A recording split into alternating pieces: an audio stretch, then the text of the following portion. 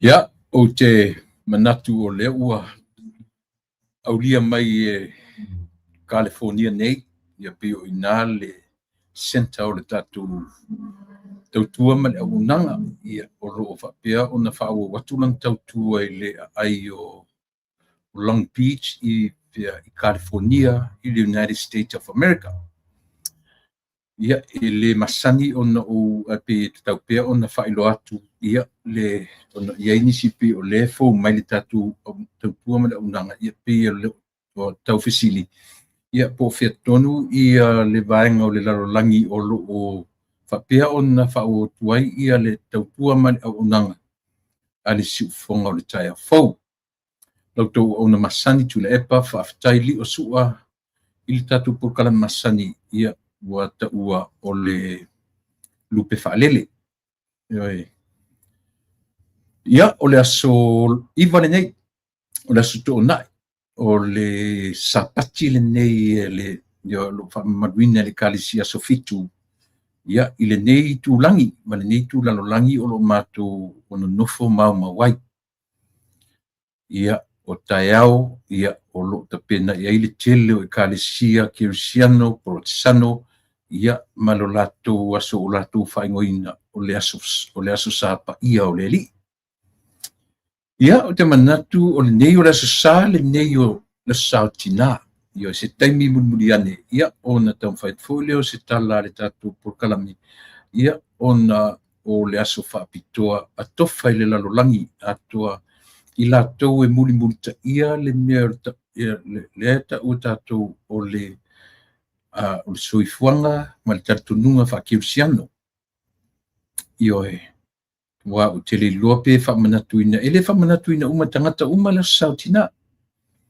ioe na o i latou te lona o i latou manino ma malamalama i mafaufauga ia ma tu faakerisiano o loo latou ia o te lofo ia ua matana piitia isi i talitonuga e lē o ni talitonuga kerisiano ia o le aso sa faapitoa outou tinā se taimi ia pe a uma ona faatulima atu i le paia ma le mamalu o le tatou atunuu ia ona paʻile o ia i se tala ia te outou tinā faatoʻā aso sa o tinā matou taeao toa faamanatu i nei ia a o sia matou lava aulotu na faamanatu le matou aso sa o tinā le vaiaso lena teʻanei ioe ona o tulaga foʻi lele o mo me usugafono ia le laʻua usufono ai le matou faifeʻau ma le faletua e manisi o le matou ekalesia o loo usufono atu i Samoa ia pe o le mea na faatope ai le faiga o mei o faamanatuina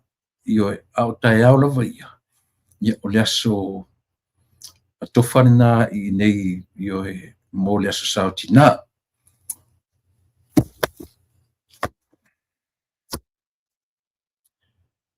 ia sau se taimi ia ona faauafolaʻi ai le o se tala e uiga ia ma molimoli atu le agaga faatalofa i le tatou ioe i le aofia foʻi ma le mamalu o e ua mafai ona o latou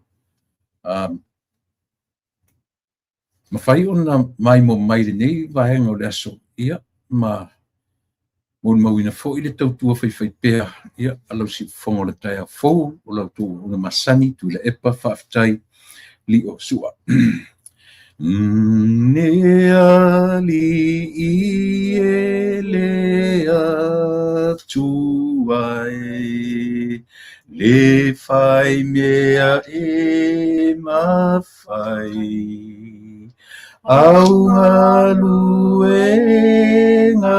e lelei matou te ofo ai e o mai uma atunuu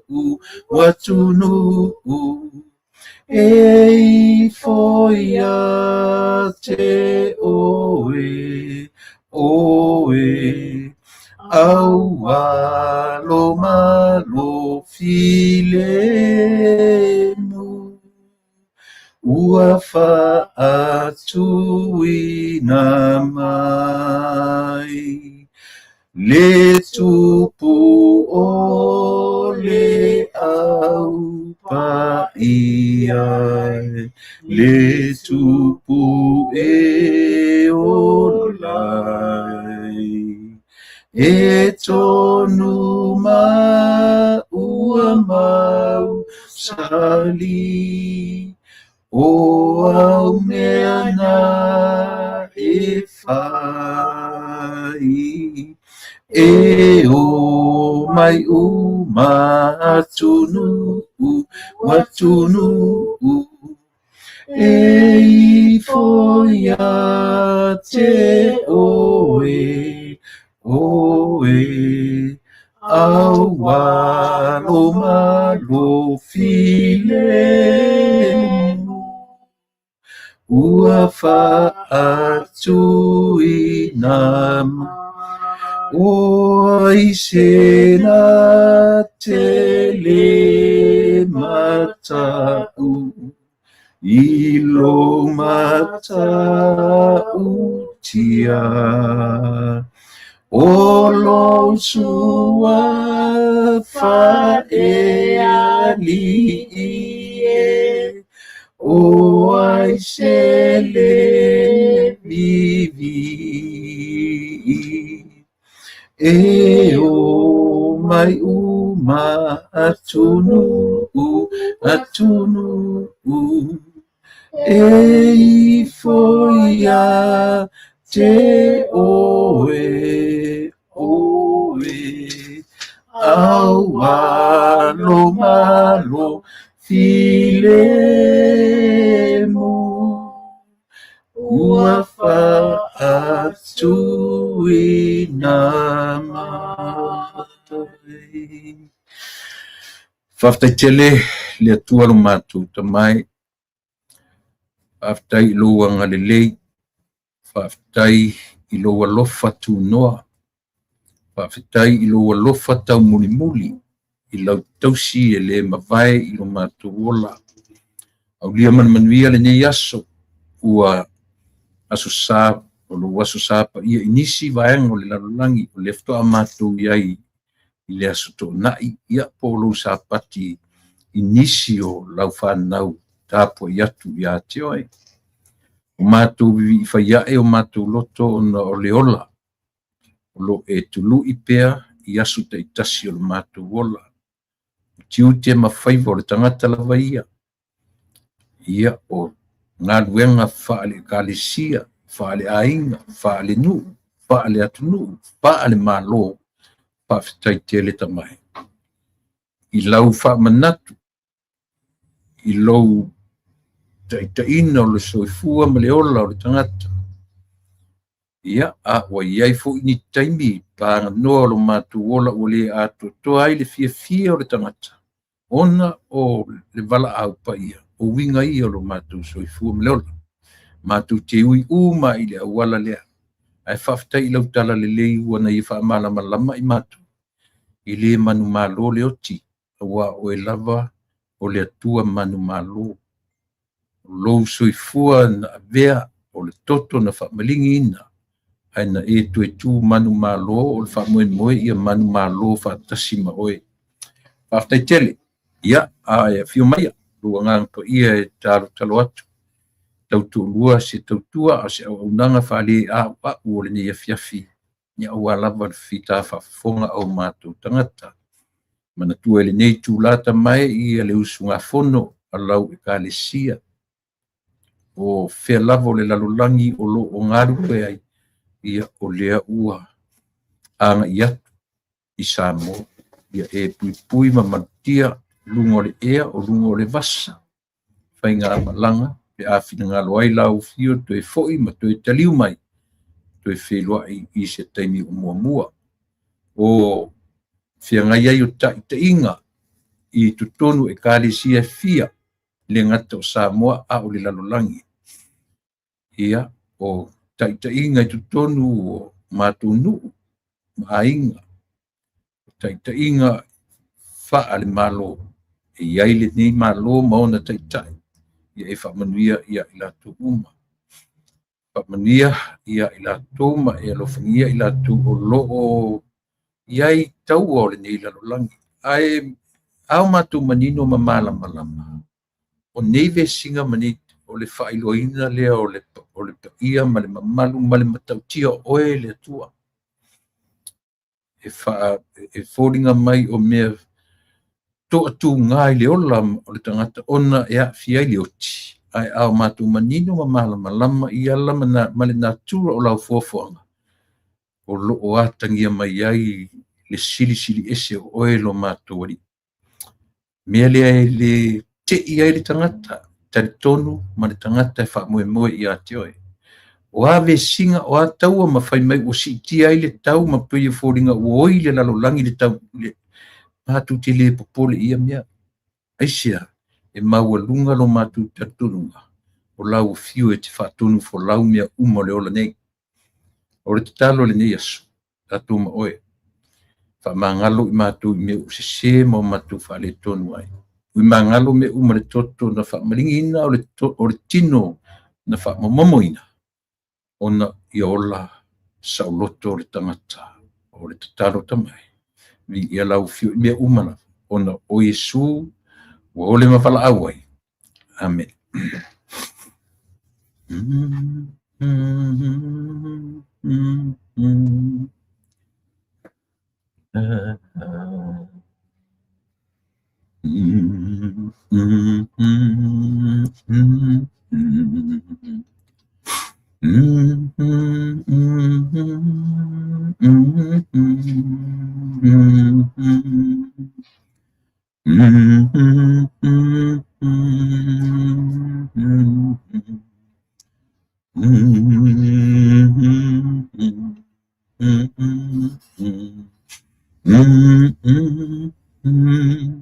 Pese lima leana mahape pese tu nei male tinaore ai lima pese leri ie o aise le matau ia te oe ma vivi ia tu ilo suafa faalinga se fulu male lima o inae fatu mai pese lea faalinga se fulu male lima a olona foi upu e fa e faapea lona foi tauina o le foi upu e fa leri ie o aise le matau ma vivi atu ilo suafa awa wana oe e paia awa e o mainu umalava malato wifo i o luma awa ua faalia au faamasinoga tonu tusi o faalinga o le toe tusi o le tusi paia io e kenese e tau i le faalinga i tasi e tusi io e tele i le meo le ngangana faavaloaga inu ta'uai tusi o le whengainga tuai iai le tusi o Tanielu o le tusi o Ezekielu o le tusi o Isaia Yeremia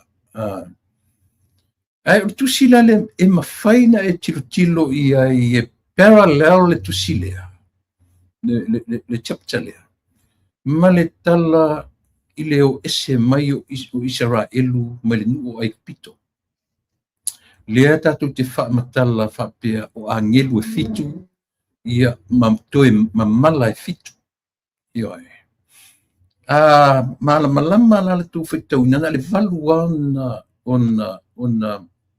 ona foi upu le afoi e manaia le fai atu le fai upu le pe manaia lo no forma fai tau le tusi ato chapter ato na le valua ona foi upu o le ngangana o le tusi na tusia e le lii o Ioane ina ua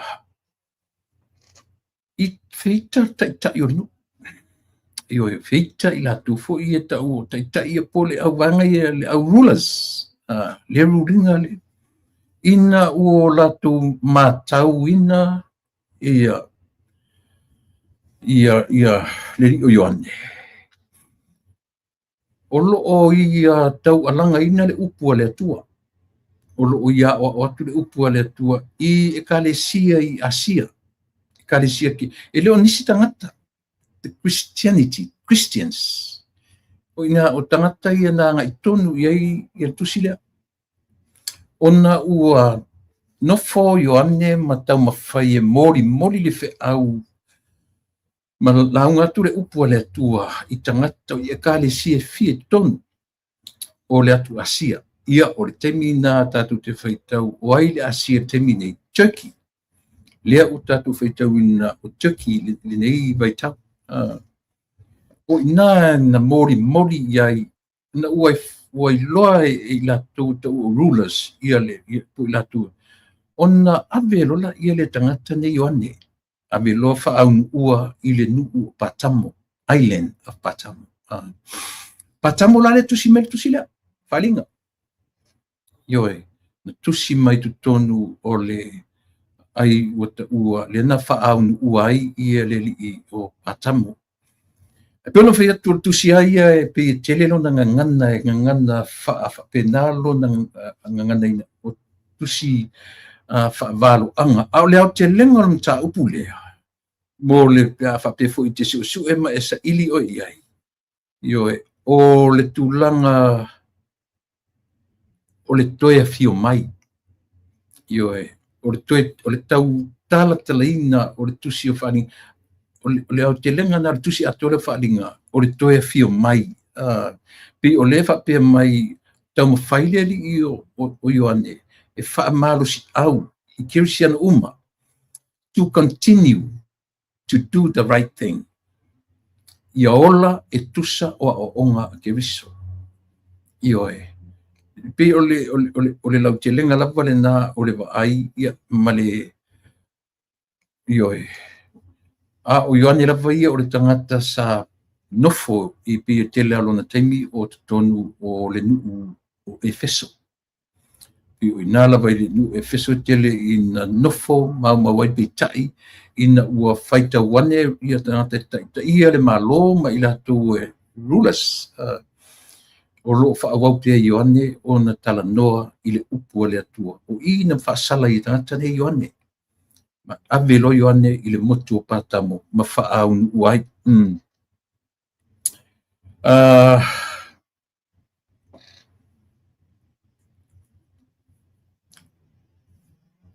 ia o le na silsila i le au te lenga o le mata upu le sfuma le lima i le ngata o whapea o mala muri o i lātou o angelu e to fitu ma mala e fitu ia e whaamatalatala a lona o te lenga i whaitaunga atua ia me o me whupewa o le tāpenanga ioe o le tāpenanga o le nuu ma i lātou o tau Kirisiano ina i teimi leanga i teimi e tutupu ai wha le tonu ina ua satia le ola taritonu o tangata i taritonunga ese Pio i tonu e afu e anga i ai i le au te lenga ioe o le o ngana whaavalu anga ia mamala i e fitu o lo o pe wa le whautala me whapea o angelu e te o fitu ua iai mala e fitu e wha umai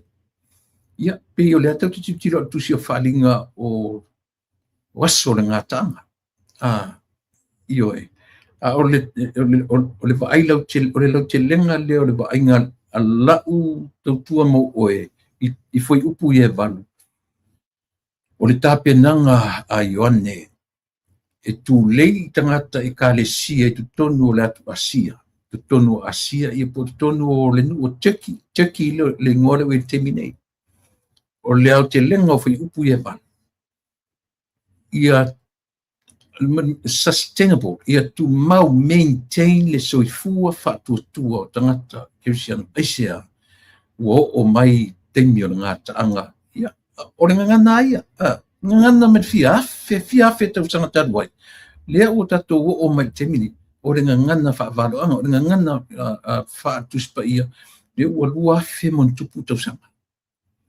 ioe o le winga la tapenanga lea po o angelu fitu, po o mala fitu, po le alava tu inga whalinga o me iai. It's all about preparation. Ioe. E whaasino lava i loso i fua ta pena. Tatu whanau, tatu marutua o tatu iloa mea, a matalone, tatu iloa upo le tua, ma ta pena lore tangata ilea. i le toe fio mai o Iesu. O le mea tonu na tusi ato le wharinga. O le toe fo'i mai ma le toe o mai o Iesu. Ia al whautuanga al tatou por ka lame ma le tatou o unanga. O le tāua o le tāpenanga le tangata rawa ia. Tau te fiu e whaamatala mo me tātou tau te usita ia doctrines au lotu o ekalesia ma tātou tonu whai tausi tu la fono ekalesia. Le whai atu tala. Ioe. O lou vā ma lou atua, o lau tāpenanga ma lou atua. Le mea sili nan tāua. Ioe. E le o doctrines a me o ekalesia tātou te o lai. No. O lau tāpenanga, tanga te whai tau o mai I mea tusia. E whaamatala mai the whole chapter I whai pui e walu, e whaamatala mai whai pui e walu, ole mta apu e sfuma lima. E ta pena I le soifua taritonu, le soifua o le tangata ua manatu ma ua taritonu. O Iesu rawaia, o le atua. O Iesu rawaia. E ui na ua toe fo'i le atua I lona I tua. E whai mai taritonunga. E iai le aso toe a fio mai. A ole wha moe maua E tā ua langa pe o te la tatou a matan ta pena le melea. Ioe, o ta pena I le toe a fio mai. A o toe a fio mai lea ma nino pe a whaitau le I melea. E muri mai. Ioe, langa o tele tatou ua whai valo anga I mea ia. Ioe, tele valo anga I whai melea, o a whea te toe a fio mai, o a whea toe a fio mai Iesu. Ale ma nino, I le se mea na tatou e whai. I le se tatou mea le nā o le tatou, I le o le mea mua le tangata ke usiano e whai. O le a, o le sa ili po a whea toe fio mai ai. Pa wale mea I o tatou lo peila o le tusi lena o whai atu, ma le pese lena o pese atu e nei. Tā ua ia o pese nei, sorry. Tā ua ia.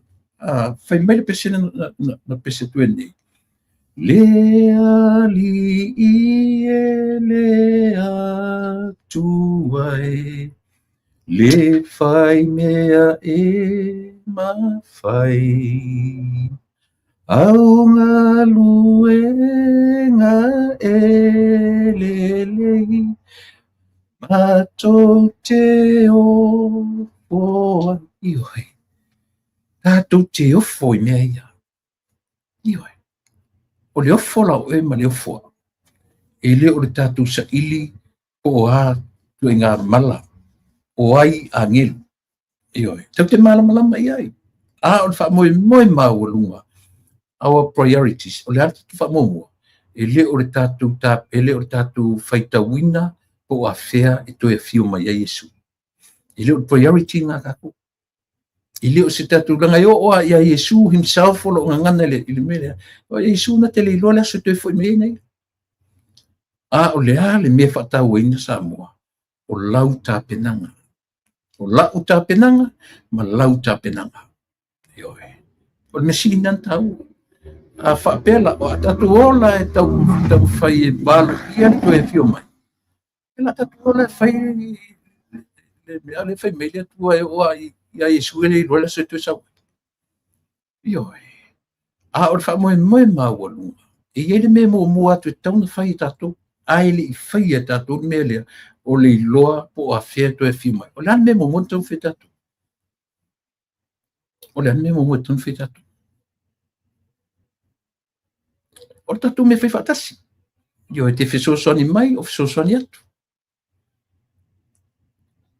Le mea mua tau whai tanta kirusiano. O le tatu sa ili po a whea toi e whio mai Iesu ona. Ia te uloa langa se le leitu counteract tam tatu whesosoni mai I le tatu mta upu I le taua. A whaila o le tatu sa ili o le toi whio mai o Iesu le me le whaamumona. A lala me ton whaamumona tatu.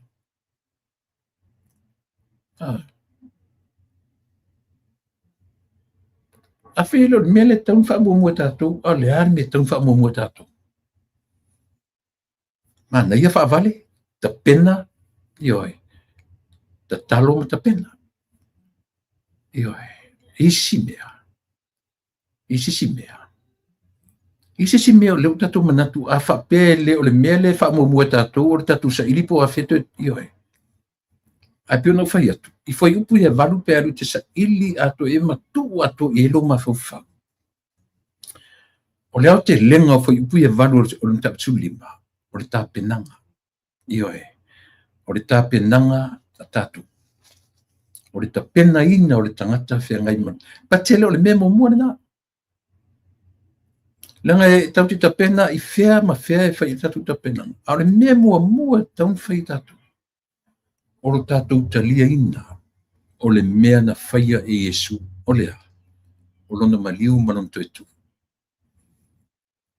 E oi, tau te whiu e ta pena, e leia tatou loa le tatou taritonunga, talo whae i le taulanga e tasi a afe. E oi, o le amatanga le nā mea uma.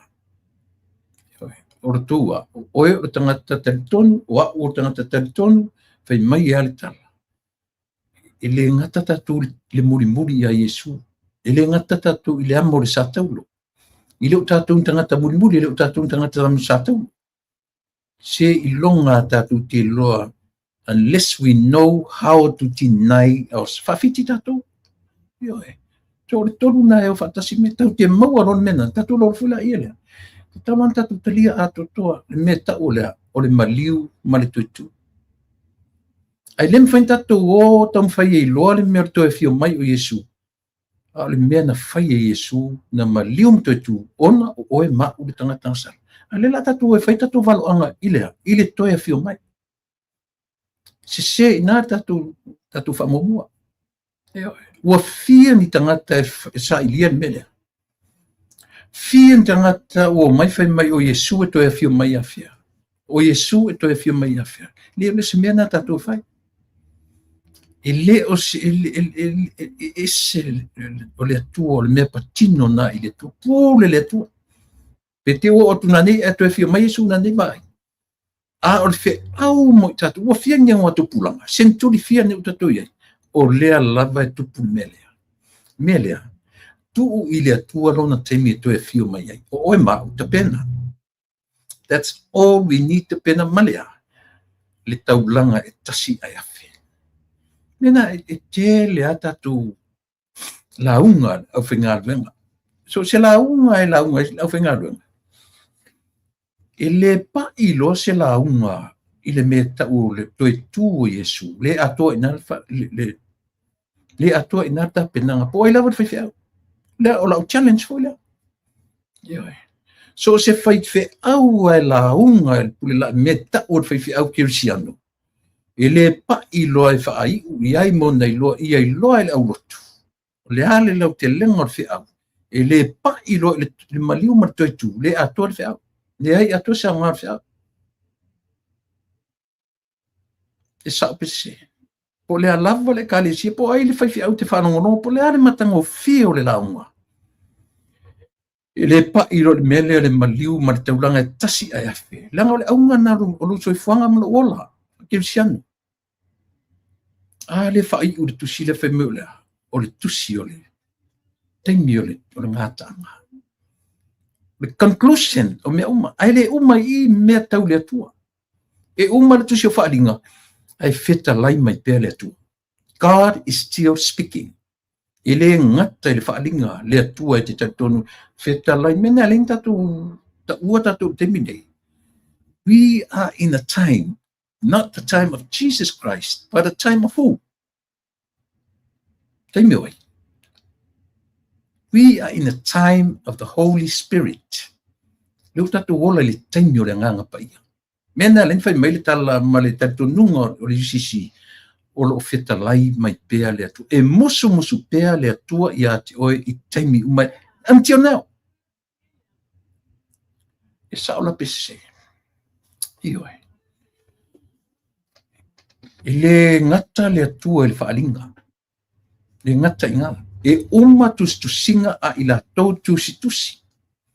E uma i le whaalinga. Mai ar kene se uma le whaalinga. Ai le uma i nga le atua. Ang whaile mwhain tato wola, le kau ke whiola.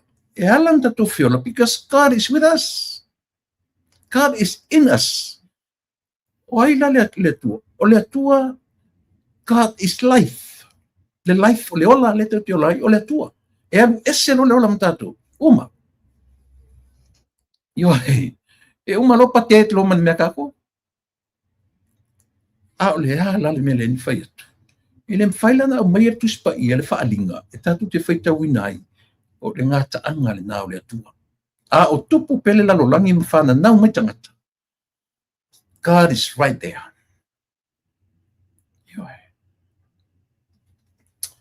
Ja. Sorry. Manui te le la satina. Io.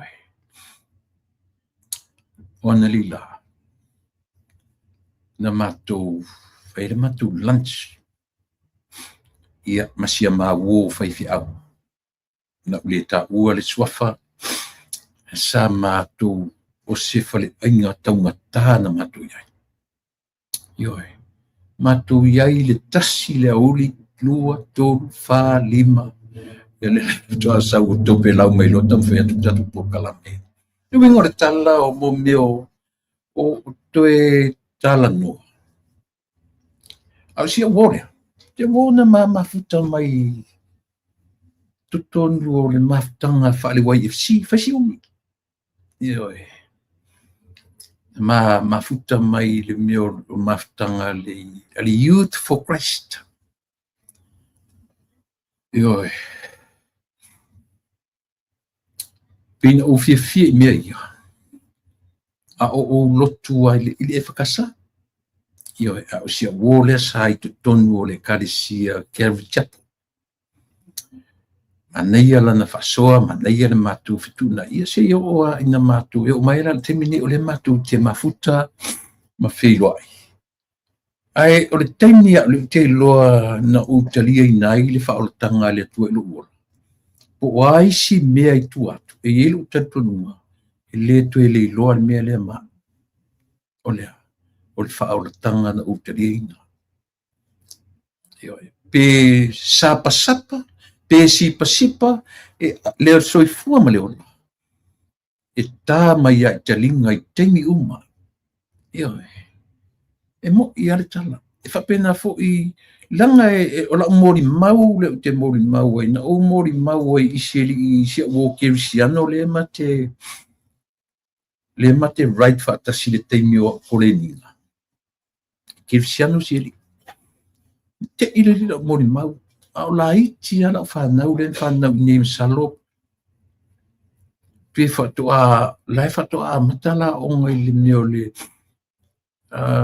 ile Head Start. Ele i ofo le kindi, ele i ofo le kindergarten.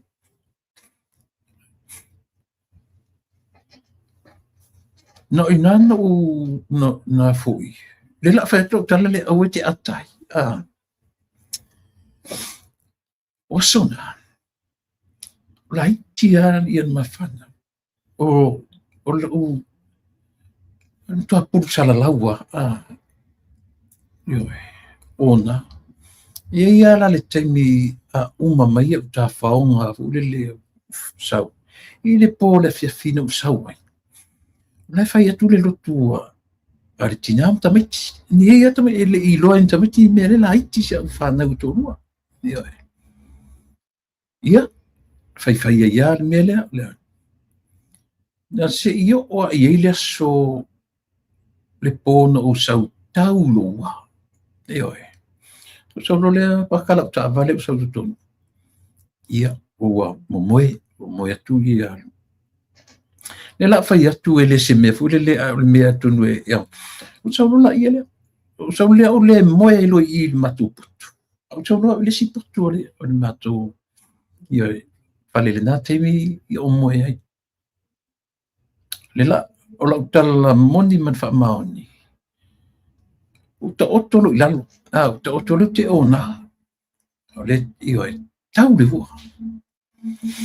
O lo ta otonga tu ilalu. O tilo sa o le ceiling.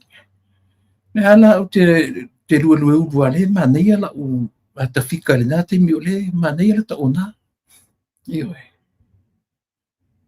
O te ia e lo Toi pupula tu nga pe fa malu mai se mea ia tia.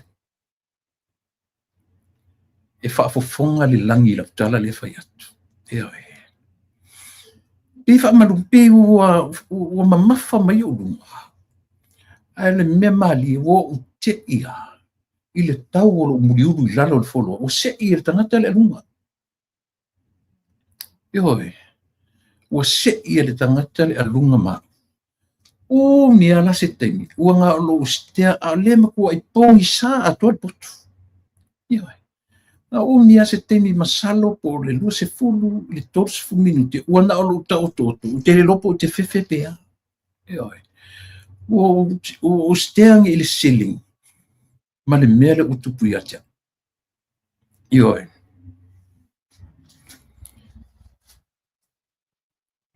Le taimi ana tau maua isa utoa te mina i oi. O tua ilo ilunga. O walu le potule i ai ia. Ilo utua fo imasi a whana uraiti. Ai li iloa tamisi ni mea. Very young. I oi.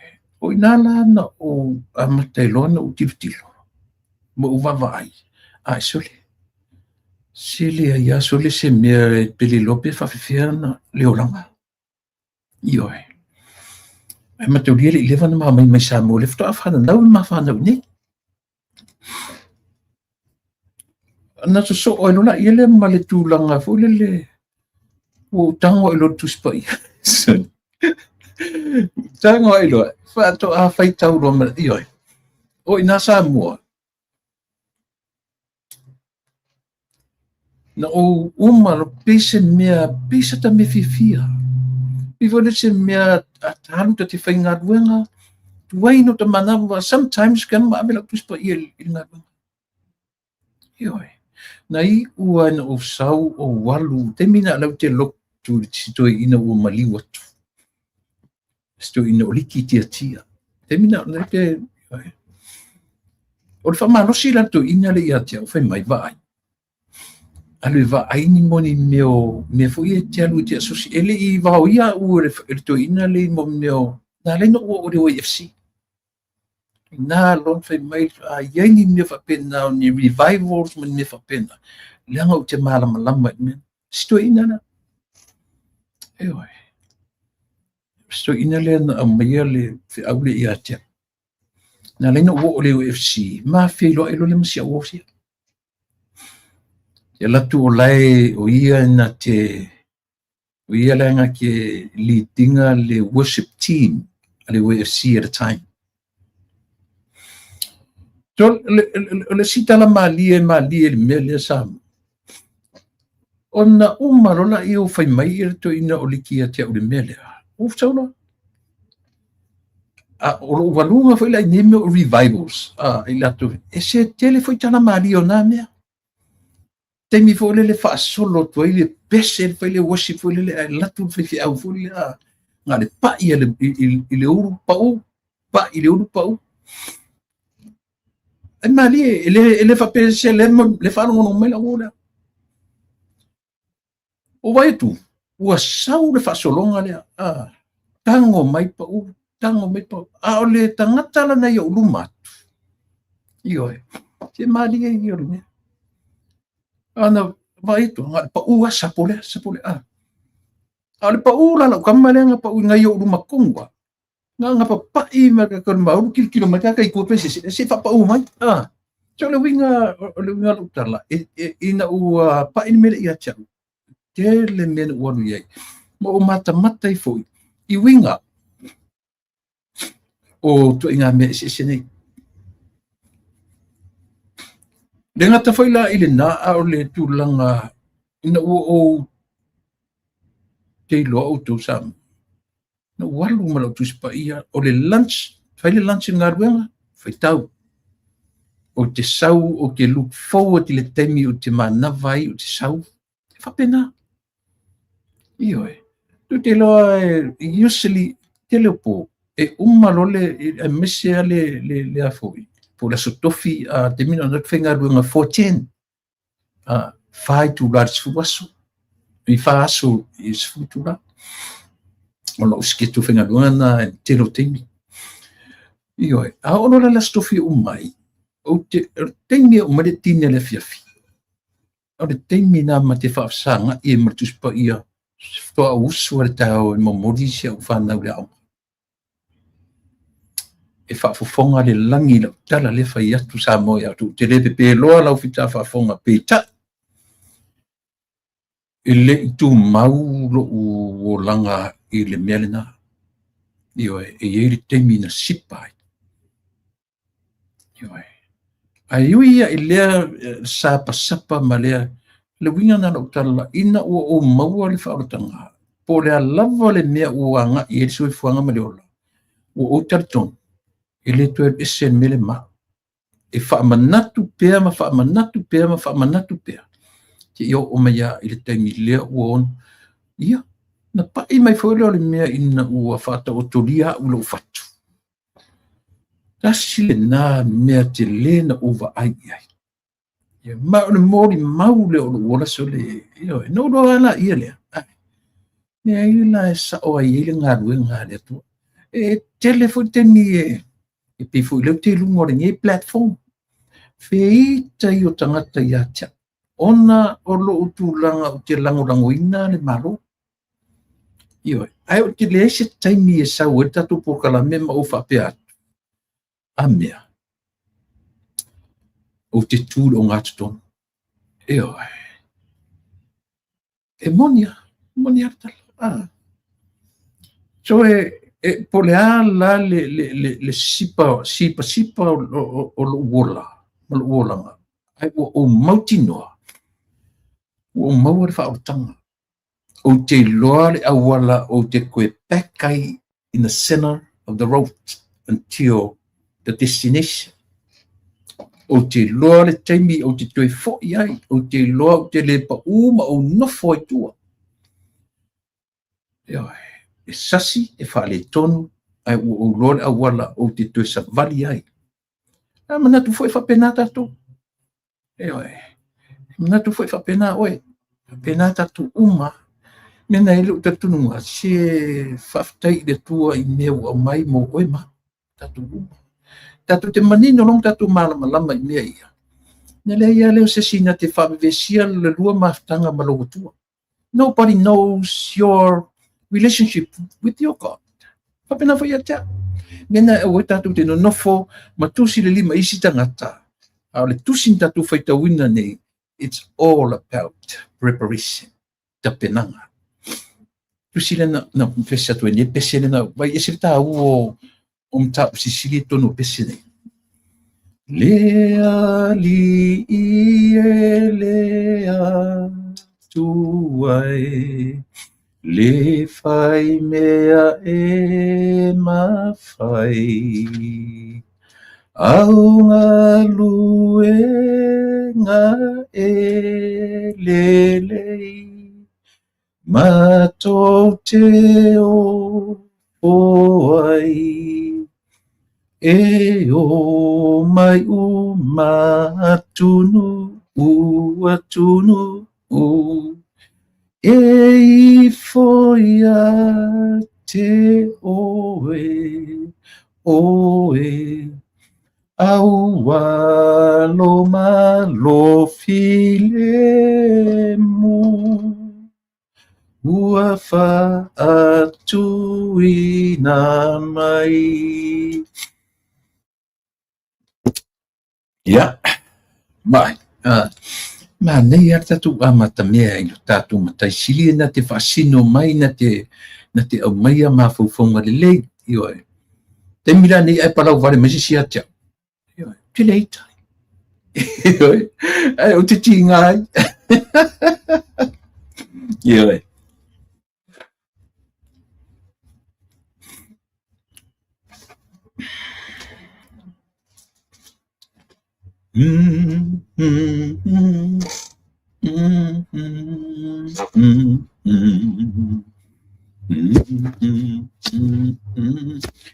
Au tau silsila e sa moai la u. Le mena e watulungo la, le heringa e watulungo la, nau te watua whapea. Nau te watua se I ai ne asi si pula le heringa te batua ngola por kalame ua ngalo ia tia. O le tūlanga foile le whapea ua umatupe whai mai e tula epa ma limoni ma fontoe. Ua le aise tupe ale malo. Ioe. Ua le aise tupe ale malo. So tilo atu po lea le tūlanga le iai.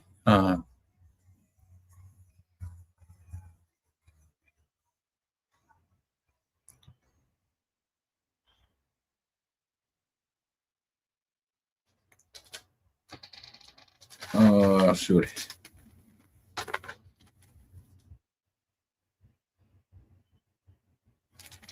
Ia. O le na langa leu ke le o le tala le no avatua I lunga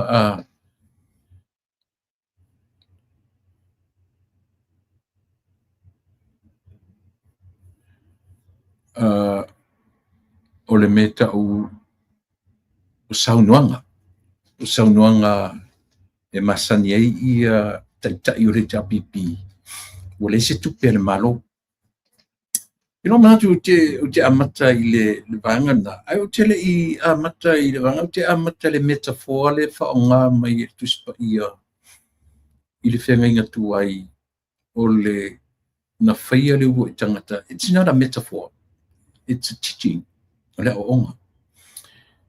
Na whaia le ua I tangata. Whaia atamu. Na whaia I parapala. Ai I whaia la eva. Le aso sāre nei o tina. Ile I whaia le tina I le palapala. Ai na whai I le iwi aso aso. So na o atamu ala na whai palapala.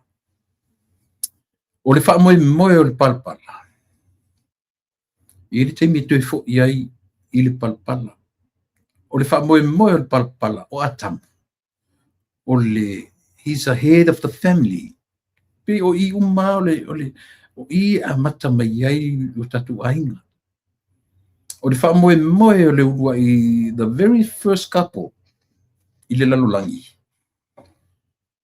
Wha moe moe e le ola wha moe moe tangata I nisi mea o le fuafuanga. Nisi mea o le na wha moe moe tangata ia. Na fausia ma feola. Ma tuu I le whaatuanga. E le I tuua I se isia mea. E le I tuua I se taalailai. Pe tuua I se isi mea na tuu I le whaatuanga. O le wha moe moe maua lunga. Ia ngā lue. Pe o ina le tutiro e tatu whai ngā malo. Ia awani I wha moe moe ma whaalango lango mai I mea ai abatu I whafonei. O mea ai ua tele ina le toe o ai tausanga ro tatu atu uri se lau tausanga. O aso ia, o le tele o matua tausi o nuu mainga. Ia o roi ngā tausanga le tatu baba ai sa mo ia so ia. O lea, se lau, iwa se fu. Ua io o le maua terminate but hardly. O se asia. Io e. A ole amatanga leo le soifuanga ma leo le tanga. Le lau toi tu le il whainga malo terminate. Toi fo I e ngalue ina le palpala. Toi fo I ngalue ina le ele. Po lea ma lea mea o le lalolangi. O lou lava lau ele. Na mafua na whai ele atua. O lou si o manga. O lou lau ele. E te ola, e te ai, e te inuai. E oi. O nisi mea. Ia, e mawala I mea nā tātou te whalangolango mai I atu nu te tele. Ia oi. O le e aptau amatamata tu whapena le tautu. E taua ia te au le ta whataranoanga. A se tasi fo I one of the economists. Tangata ata mai longa. I le meo le soifua maloloina. Na o whanongalongo I mare manino. I le se whaamatalanga mai I lea tangata. I se la whaatanoanga ia male sunga le a taua sa vea mai ne le tio New Zealand. na manino lelei na whaamalamalama e lea tangata o ia lea o lo whaia nei mataifono tusa o ia lo leua suia le tūlanga o siali i o panoa tāvita moala. Lea o sui tūlanga ai i le fionga ia tangaloa Eddie Wilson. Yoe. One of the economists, one of the few economists, o awhi le ko kele ka kai kongo ka kua o ila tūla tu te fuaina. Ia po o fo mai o le sui o le afoi, o le me o le economy. La foi tatu fasa mo tamao ainga. O le fo mai o tamao ainga o tatu. Mena warim tu i ile wa fo i o le li o panoa. Sua fa pali panoa ru maliu. O le economist. Yo. Fa pena fu le la tu i ona e so o le fau ma le fau. Le ala na o fa longo, ma nino i sa mo fa longo. Ina o fesiringia o le fai mai atu le pa malatou o le se tupela tunu mena o le na le so i ta se lauli mas fulua ai si pitono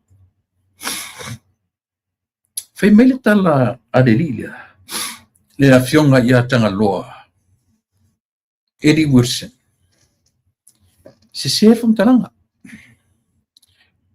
se fam talanga o lo lava matutoe tupe le tunu ioe o lo lava matutoe tupe ale atu ia na tango role o le rii mai au mai lo vai tonu mai loa tupe ale atu nuu o lo iai ioe fai mai la fionga le taitai fono o le nupi wha po le National Provident Fund a Samoa tesi ma le wha piliona ioe le tupe o lo available tupe o lo avanoa meaning tupe a Samoa o lo iai i leo pa iai le whaongaina tesi ma le wha piliona a le vaenga le ia au whaisawhanga itself e ese mai le nupi wha e ono se lau miliona i le vaenga le uta ua o le ACC po le Accident Compensation Corporation vaenga fui e mo meo o wha lave tu wha fusei e ono se lau miliona le tupe o lo o avanoa meaning ele o tau i ele whangaina whai tau mai lai oe tasi man wha piliona ia le langa tupe nupi wha ele o i ele whangaina ele o iai fo i tonu o le upu le a mai it's available ioe available funding ele o lo pa iai plans ma le ono se lau miliona a le vaenga le ACC ia po le Accident Compensation Corporation ioe ai tesi ma le valu piliona le Foreign Exchange Reserve 1.7 to 1.8 elenia foi elenia foi numera fatupu foi numera te fai tuai fai mai le economist po le la tu te fo mai o le tamau ainga i le taimi nei o le tupe o lo o iai a le vaenga le o le Foreign Exchange Reserve a Samoa e tasi ma le fitu i le tasi ma le valu piliona not miliona le leile tatu whaafonga le i mei pena masentala o tupe o se leni po tupe nei o aseta le malo ele o whangaina ele i pa i ai le budget ele i pa i ai le whangaina o lea tala tupe ma le tala o lo o avanoa available ioe fika mai lai oe nupi wha avanoa le tasi ma le wha piliona ACC po le Accident Compensation Corporation e ono se lau miliona. Tanga whaia la maths, pe kanga ku ifu lalo ia whanumere tu inatu. O le foreign exchange reserve, tasi ma le valu to 1.8. Ioi. Ale mai biliona. Ioi. 1.8 biliona. Ele o ni miliona lo ti tala no tuai.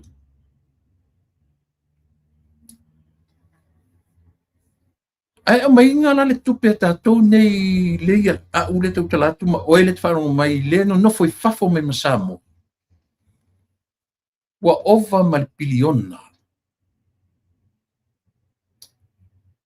More than a billion le tupe le remittances tupe fa momori mena lenta tupe mo le foreign exchange reserve isia o le taimi fa petea ni la fo le lusa la tala tu ainga ile ave yo issue sa mo le tupe fe kau i male rate na issue le Samoa, but e teua ni lau tupe, e teua New Zealand lau tupe, e teua po fea lava i vaenga o le lalolangi, e te la foa i lau tupe i Samoa. Oani e whapea la foa na tango le loa senu ni la foa lau tupe i Samoa. Le ai, mena leina tau whaita malo o Donald Trump. E ta ofi le mele mo tātou le online mo meo benefits. Mo malone o Amerika. E tāua si mea si vaisua leo te tala no tuai. O le mawhauwhaunga o Donald Trump. O tupe ila abesea ni, e o le mena whengo fia ina whai tau e atu nei i lea whainga o tātou tupe. Le lafo i Samoa. Eisia, langa i kipi Amerika tupe tapila. E le whapea wakuarola ka rusa lau sent le ai. E issue i Samoa i le afo i le currency Samoa. Tala Samoa.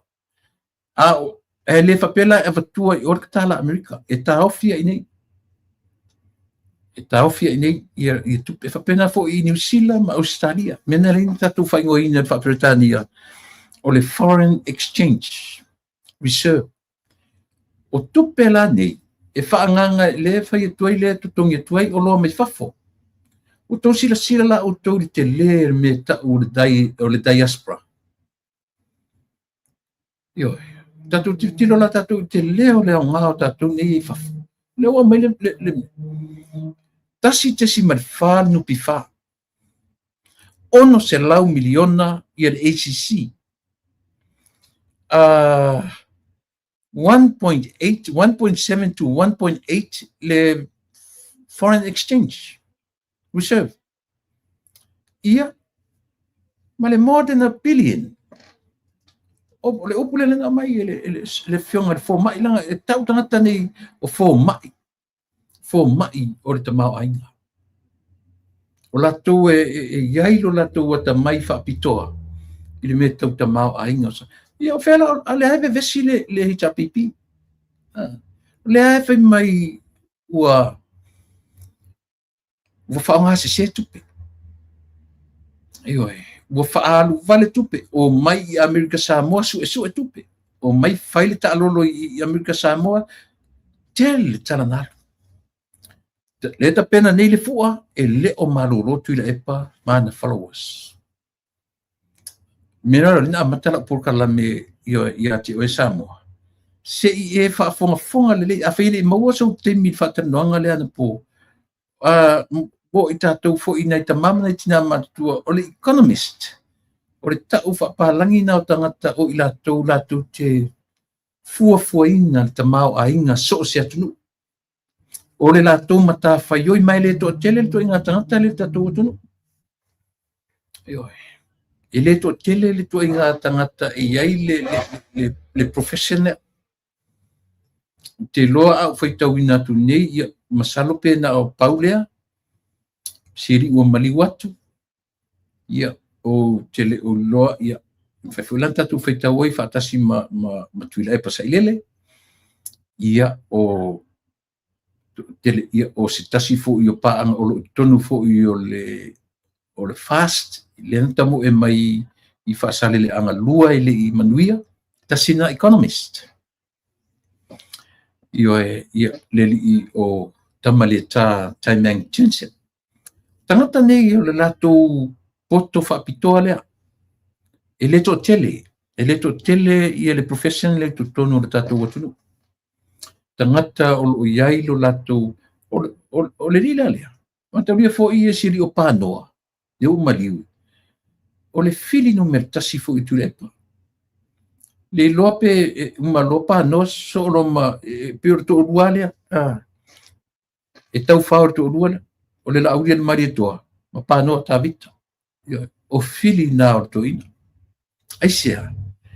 Langa fo i loa to ina to ilalo i tangata ia. E to ilalo aila na wa ai wha numera ia panoa. Mena lina le fia ia panoa to ina. Ai o me foi lá ia lentar no me foi panoa telo te mi matitara no ai lungo le mapukala me foi le medical insurance. Te foi lentar no mai fikasia. Le ala o wharungolongo, le o toi au mai exactly the same thing.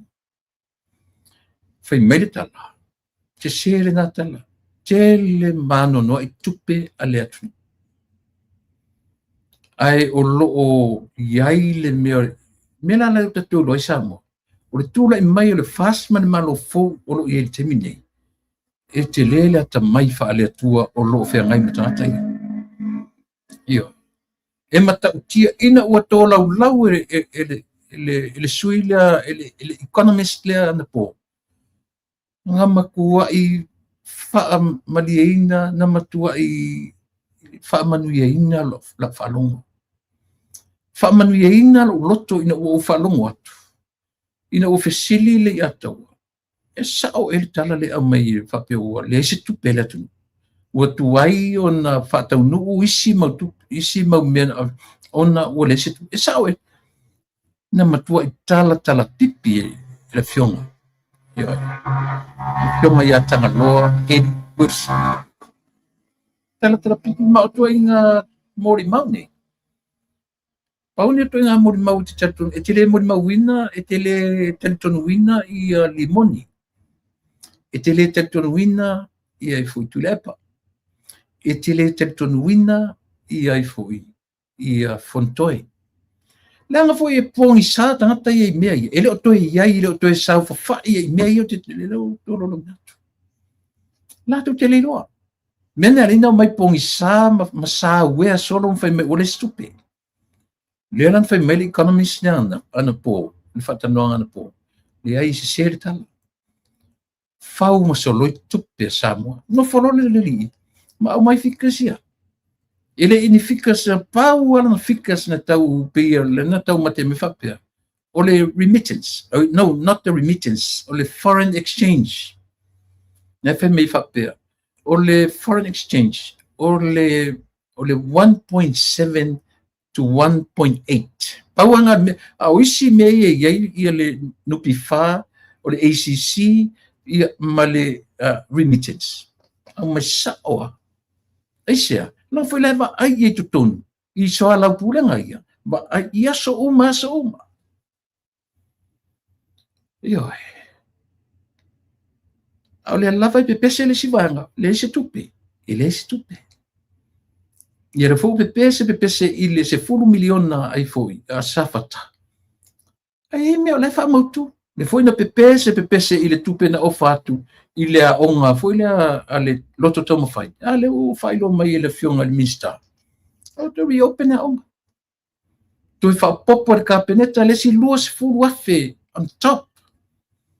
O le OGG. Ia po le ale o le one government le ale CG grant.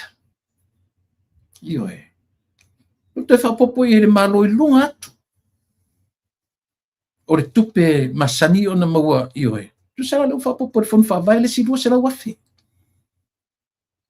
E le ni tala ale minister langa go through mea i le fon fa vai under i le direction ale officer wa onga. E se ka o ia mea sere. E se ta o ia mea. Au le lava lai.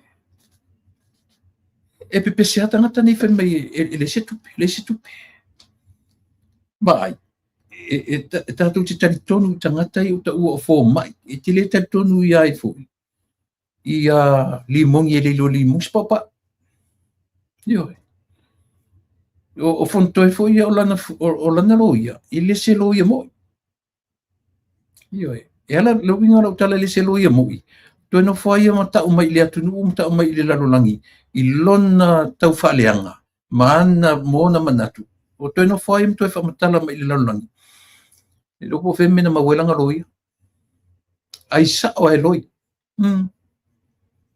io so se taimi atu te whaalongolongo i leto i ngā tangata na anforinga na ata mai siana ata file mu au le loto e mu sa i lau whamtalatu le winga lo tatu por kalame sa mo e whamatalatu i auto to e fi whaalongolongo o e vail por kalame na sa vea ma a leo o tam whai to repeat atu langa ua whamanu ia ina lo loto i le tara noa ale fo ma i o tamau ainga o te whaingo ina o le fo ma io o le fo ma i o tamau ainga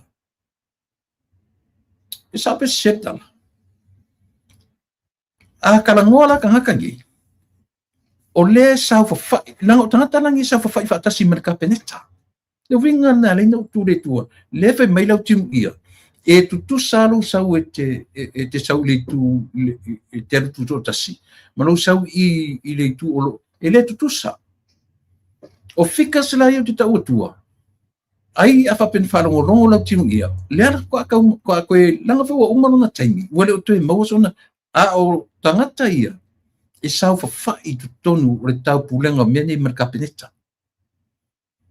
le ala e maua mai ai foi e tangaloa ia na information tonu ia ter tonu ina le atu io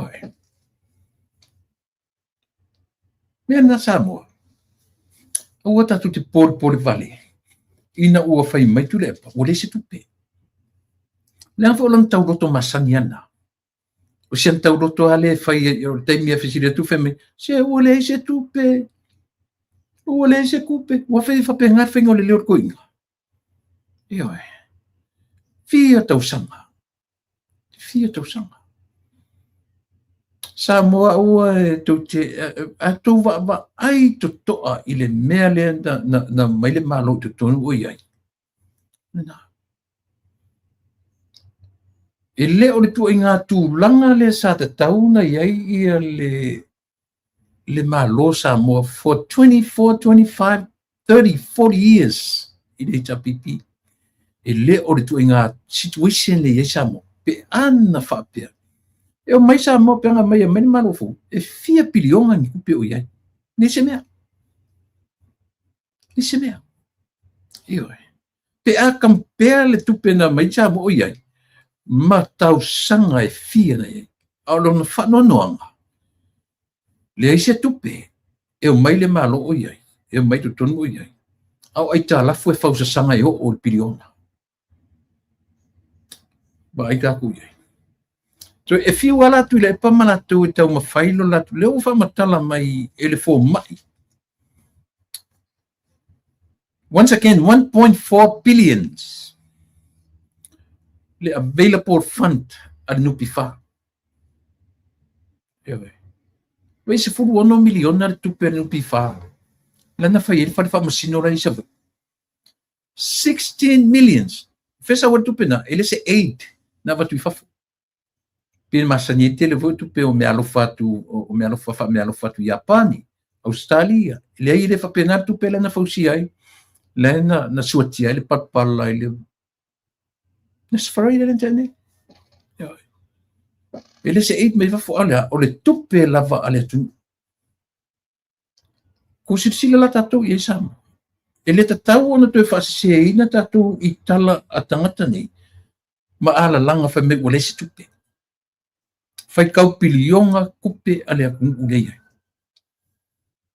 ma kau kia a ole mea ole lufi lima le lei ole malo lufi lima le lei isi vengia i le 5 miliona lea ua atofa ma ua budget paketi ai ia le tulaga o le fu'a le tapena ni ase vai ua so o le lalolagi atoa o fai ai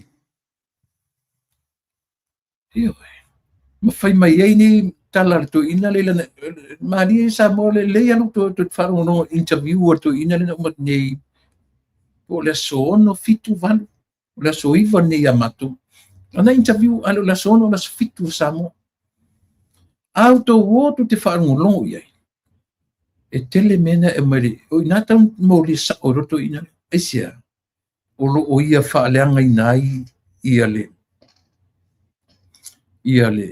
te e ia to ina e fai unga fa masinonga nei te ena nei au mai nei nga ngana mai ai o te ena le fai unga ale fa masinonga ile ale o fa sa mi fa o ko kan ngoi me fa masinonga o fai mai ngaki ke enga i lunga o fai me fa masinonga e te tauna lua fa masinonga o keislia aula na ia te tonu i se mo ngofon kan pela te tonu ma le afo ma te tonu fa masinonga na o mai ene ale o no fon fa pe mai lan tala o tele taliina o te ena pa mole tato fa masino sa mo ma le loi sili ma ia ne le tanoanga na la sono la sfitu na fai mai sa o mai lo na fofonga o te ena fai unga fa masino pe mai fa masino te tauna lua fa masino lana te tonunga e tasi fa masino na mori ai na ia ana po ai ono ma ana po prime minister ele lenga ko malama ele linta tu e fitu na langa ua won fa fieto ina le ana fai ele fa he didn't say this before the warning he didn't say this before the warning mai fam sino na fai after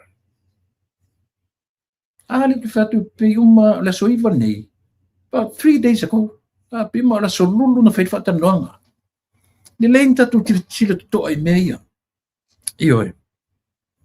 no te mela ia le fa madieina ma le fa madieina o loto ile mori maua ale li o tanga loa Eddie Wilson ia por te fono tato nu pifale o ia terminate ia por le li fo io le fo ma io le tamau ainga o samo ia por economist one of the best o le fai pisinisi io tangata ua lavaron tamau ainga fale mafofau i le fai tawina ma le au iliina o le tamau ainga o le atu o lo sau fai tu tonu le laulau le fatasi ma le kapineta wala io wala fat fela ia me a salo tim ia le maua ia le chance sa fai ko i na tele maua tu le pa ele me sesio le tu ngai la ele sa fai sesio le tu ngai ele sa fai sesi o le tuto tasi ale la salo tim ia kala pelo la tu malo e tu sa le tuto tasi mai ele tu sa it's not the same at all no vai mga tolu ele tutusa ile fa pe fu matu no fa matu le lo matu malam lo matu lo o ila ile tangata le fa mai le fa tu penga le matu langa lo ye tu pen malo vola fa lo meteni nei so far it's 1.8% le inflation sa mo le temi le morsi le fier tatu watu le atu lang o yai o lo tu lang le GDP ia porta mau ainga mawalunga a tili e samo o le fa o le generating o le tupe tu tono samo o le 5 miliona le u atofa morfua e lo ave fafo e fa ta milo tu tono tu tupe le ma fa tupu te linai le tamau a ingo Samoa. E alu le tupe i tangata o le atunu. E fai longa o ta longa. fai longa tu ngava e fai ai tali atuele ioi ai o le to a tele o tangata o tourist le lau atu o te talitonu o le tonu kuata o touristia. It's all Samoan tourists. E le leila le tourist palangi e fea lolo mamau le tourist palangi e latu e fuafua lana spend e sea langa foi e toe alu foi le si atu le taamilo alu e fua langa spending e toe alu foi le va ilisi a le si penta a tourist Samoa atu sa faauti le uto le fai mea e laki pe ai se tourist Samoa koe Samoa ma se tu pe fafu le lopo na pawana me fai se me e togela na lona oso e sau mai e senga ngau tourists me bana na le te tofon ma vai o tona tu te fa muri mai tatu tu tu fai tala ia matou nei no fotu fafu yo langa ia si le ma fau ma la tu ngana tanga tai ela tu te lango ina le ta pipi yo le ka fa ku sa kala fa mai ka pungi lo nguku au ke ko ia mai yo said langa fo ia fu mai atu le o tu le pa fa ia tala le concentrate o tona no foi fafu au ko fai pule ko e play le fo I a fa nga kalanga tu se le ua ngofo he put a stop to us ilo matu tala no atu I Samoa e matua I mamao I tala I le manatu tu le pa so matu sao le ua over mali miliona le the remittances yoe mamao malona mafofau or ole lama le e musu na te tatuina so matu sao mo o Samoa yoe Alina so koe watua Samoa fa mai a te fai ni tala tu le pa ono to fa fonga mai la ia tala le fai a te fai mai se manatu tu le epa manatu o mai lang ina le HPP wale ai se tupe Samoa le la te fai doa le terminate o le tupe a vanoa available fund available o lo vanoa tupe fai mai le famtana e tasi ma le fa piliona le tupe o lo available ale nupi fa alone e ono se lau miliona o lo avanoa ale vaenga ale accident compensation corporation ACC fa lave tupu fa fose e ono se lau miliona toi ti vai ata miliona toi fa se lau miliona ma le piliona ACC e ono se lau miliona foreign exchange reserve tasi tesi ma le fitu I le tasi tesi ma le valu piliona billions e leo ni miliona le tano te tatu pokalame ma ia manatua fai mai le tala o aseta ia le atu assets tupeia ioe o le remittances o silia ma le piliona silia ma le piliona right now as for now 1.8 percentage tulanga o lo yeli inflation alo tatu atu ioe o le update la tamai lea mai I le fo mai o le tamau ainga e ala e matangofi a te whapea mai la tu le epa ioe o lo afo o na whaile iai le ai le o mana matu lor le tupe Samoa le o lo iai I le taimile nei tele le tupe a vanoa a Samoa o lo iai taimile ai alan tu o le leua auto langa mai whapea ia le fu whailo mai o ele ka nata ma utou ia e tu te tala no so I le loto tam whai la uto te tala le aonga le u fatau uina le tupe lo o iai le tupe toe whaau popo le ka peneta le lua se la wafe on top of that OGT po le one component grant ia pitasi na tupe o le fai mai tu le epa le ta milo le feita ina ufita ngofi le malo ave umma e tutonu o lea o le fono whaavai. E selo fia le afu. I le plan na maloso le. Nanga pia mo ka vai e kungunge. I kofua cities ia maulatu ofisa. E ye officer o council members, e ye officer ye la ko city hall so me unga whapena. Every city e tautu te vai e mei. Whapea umana Samoa. A whai te o tula i mai le fono whawai in a very successful way whatonu nei. Oka. Mire e o mele taimi o le lalolangi o le taimi e tutupu mai tatu unga tupulanga o lumana. Latu ai mei. Ioe. Ole nā. O le tāua le nā le ia. Sa maua fo iso ua vano au te whaalongonongo nei ia le porkala me o le. O ta alonga fo. Sa mo tu langa ia e sele pe o nai mea o nofoa. Wha mani ina ia, wha manuia ina ia o lo roto, ufu tāua nā. O le wha manuia ina ia o lo roto i le saunoanga le minsta o tupe maua. The revenue fund minister i parmene. Ia, le fionga i le li o isori. Tala lei paunga tala lei. Oilo nei ngomtai, iona. O ia foi la te fono komiti le o tau talonga. Na ia au mai ai ma whaamanino mai. Se furu ma le iwa, leo wha inga o talonga o malawa. Se furu iwa. Se furu iwa talonga ia o lesi mea fona o whaarongonongo tuenei. O tae au. O le lato wasong fua lea. Pi uma tae au la whai official open ai just the crickets only. Ai sea, o na 5 se furu au kirkiti. O lo compete le fua.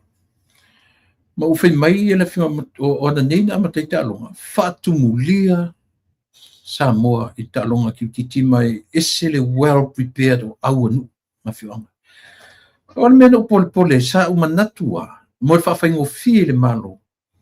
Compete sa vai. Compete na whai mai finals i board. E teimur fua. O loo mawhawhunga sa, na wau, ele whape, o loo mawhawhunga, ia ona ia matou au sa vai.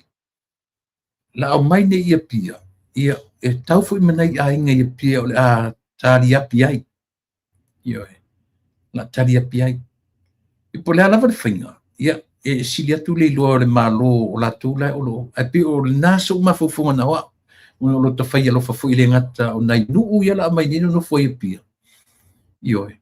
Ma ia wale wa mata talonga se ia pa ia fai ungon masina kirkiti lau te tala notuai o isi talonga ko a faile la ko official opening on the 29th May 29th mata pena ilo le vai aso sisi e fua ia ma o atu in 5 finals maturang fa pena every other games to a faile la ko official opening ila solusu mariva au kirkiti le pe uma tai au lesson fua e fai ele opening kirkiti fai malatu fia o siva before that they would be fatino ai le they were having oath fatauto mo le taimi mo tau whalonga tuele mea mana tua fo le kirkiti sa mo na oti ai tangata na tai ele si tangata ia le pe mo se au kirkiti me matu se vai pe mo au mai sa paitea na tai e se tangata mai po le fio anga e o lauri pe le po lauri po sorry ni u fa le se alu de mantua o se ri o le tali o siuso se matu fi au se ni o endi le sa o no so matua na tai il tangata il pate io e peila o inale te fai ai le mele o le fatautonga au lau fali ma le au ta alo ina ia tu mau sali le fa mauni au tusi ai au lau fali le au officials uma nga pi whapena o le mena tupu e whalawe back in the day, o te leo manatua le aso, te leo manatua le tausanga. Alau te a o ngā yuta, lau te a vele e te mina. Ioe. Wa ngalo ia tia, o se li i sa lau whali, i ta longa ki kiti. Ia na whaale, na taua i misa i au ngā, matai lo tangata si li le pate, mamaliu e na. Lea la pe uma mea na lea en fai menene minsta, o i la le o fai mo meo, fai whatau tonga ia. La whasa mo i le oath. Ia na, pi whatau tō whapena ina ia tū mau tangata uma, i le wha maun. O se whainga ato o toa lea whainga malo, o i o tāpenanga. E tapena lava i le tāpenanga e ngatai mea. And that's the other, that's the other thing, that's the other attitude. I le taitai o le malo, malana whainga malo.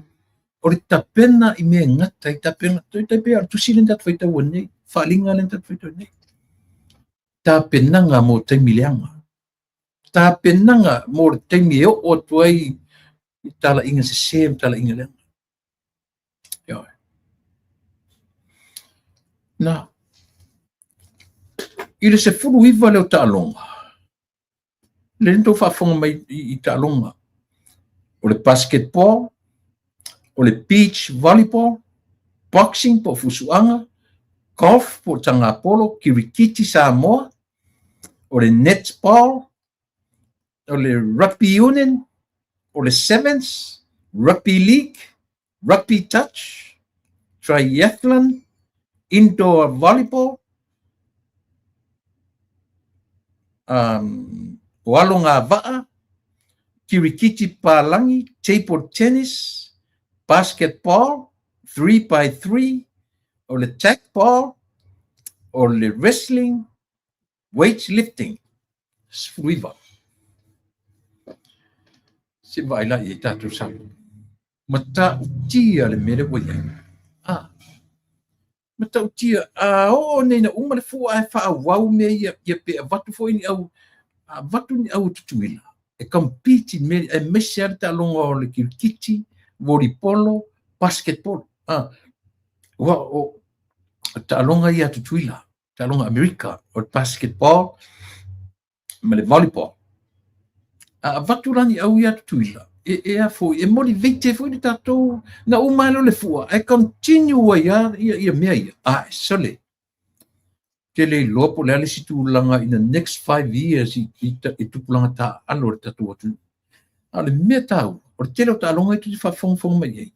Ta longa o lo fianga i le tunu ta longa Pacifica, Commonwealth, Olympics. Telo ta longa ia. Ai filo to ia masitatu kirikiti Samoa. O le peitasi le mea ua lofa i le atu nuu i le malo. Ona o le toi whafangu mai o le ta'alonga. E le whapela o whafangu mai le kirikiti Samoa. Ai whangalo le kirikiti Palangi. Le tu te whafonga mai. O le kirikiti Whapretania. Ma le kirikiti Samoa. Le i umetono le sifuru iwa ta'alonga ia. Sila tatu Samoa i le vaai le lau tele o le vaai. I le lau tele o le vaai ngā ale whainga malo o lo ie tene. Matau tia. Ia ana si fo whao toela ma kaku kamafo le lape. Kua koe mai ngai a kaku kurikuri I ma ngai kaku me whapena. E o lava le kirikiti Samoa. Ia e whai mai matua e whaatumu lia tona I mato.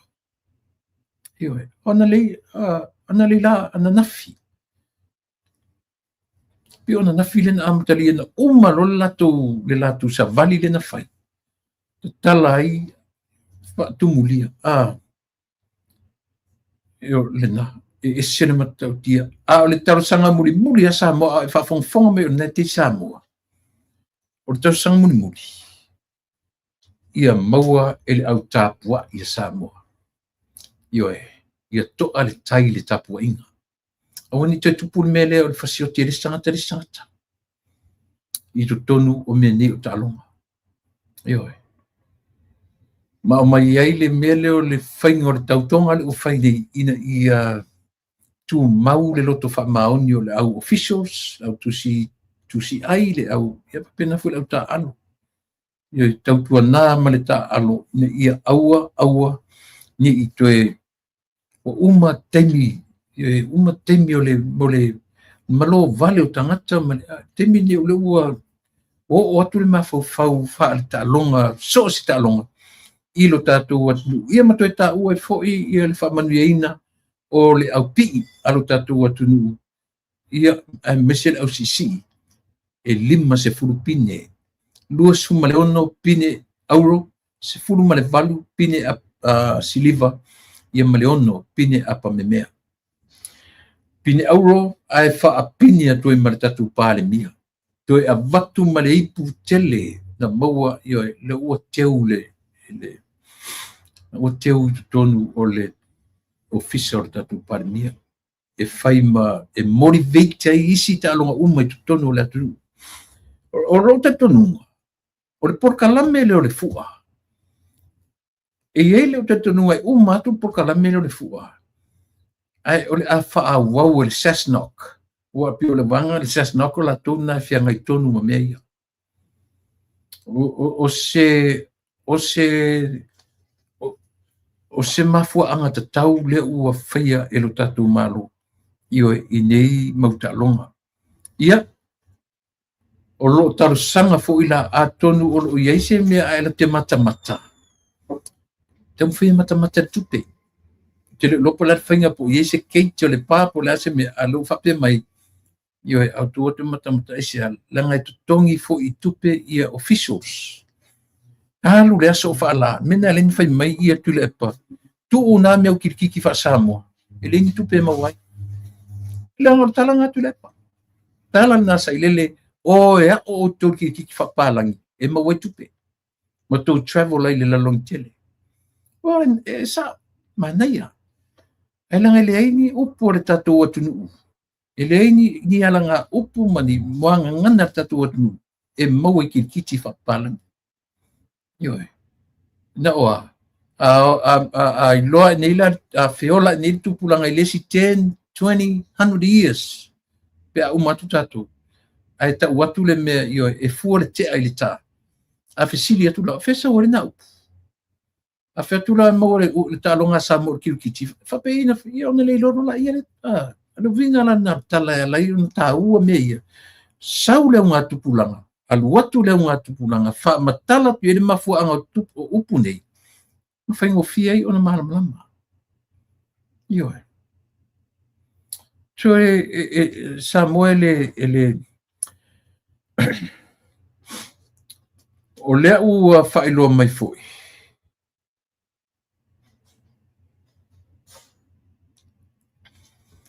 O le tapena ina o le taulanga. E wha i nofuanga.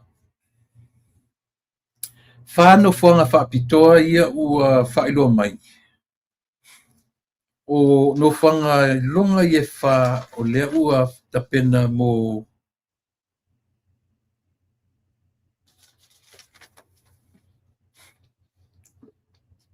i si tō e po whē kusi au note.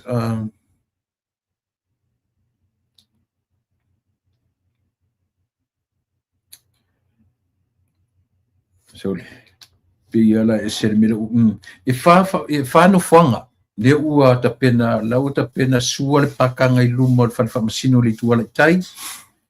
Pai whapitoa le nofuanga mo meo whale ainga. I au nofuanga pi o nofuanga i o nofuanga i tai murinu.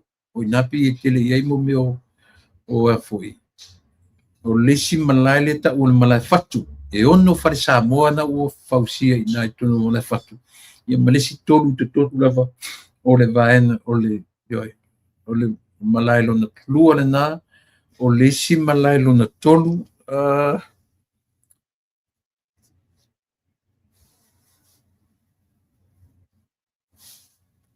sorry.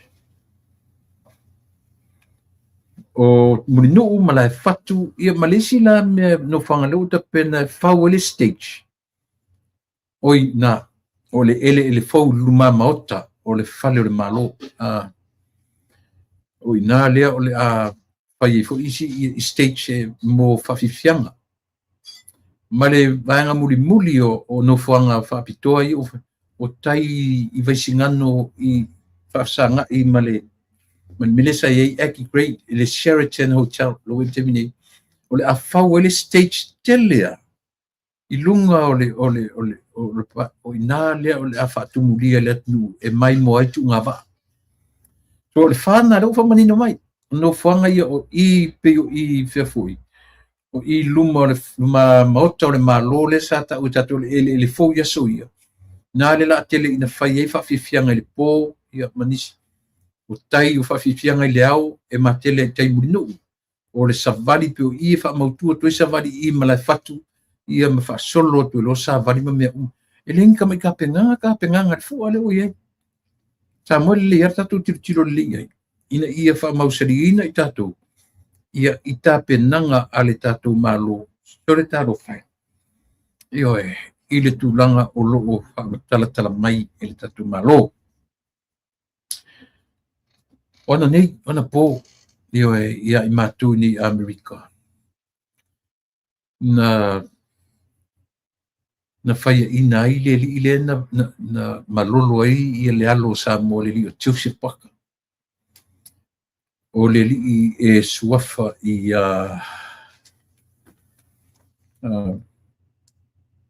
o ili ngore tanga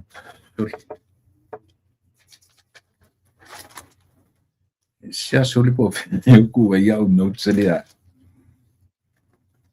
ioe o Fabio Wardley Fabio pise Filipino fo ringa tanga ka pekangia le fe ngai ia tatu otali le alo sa mo le io oi foi o lupe soli ai Joseph Parker to ilalo le li Britania sua fa ia Fabio Wardley i le TKO atu te loa o tamini sanga foi le nan TKO le li o Fabio i le li foi le na musu e fusu ma Joseph Parker fatanga mai le li o Daniel Dupas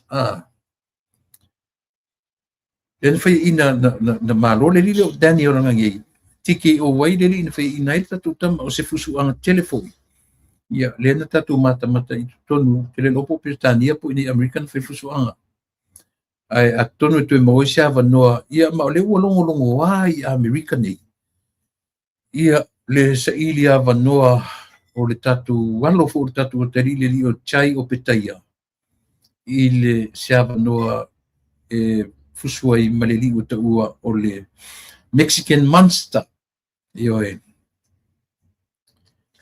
ia si tatu talia ia le fu va o ne ngalo o tu samo e foi le atali le alo fu samo le fu champini de light heavyweight le talonga fo le sito inga le UFC le fusu kongo le e fusu tonu le pa o mea le foi champini le alo tatu le atali io si le sai heavyweight samo ia so io Don Ulbeck lo nalo la le ile o sali e fai fo ia Ulbeck ia si foi to la wilonga ia le tatu ia vaenga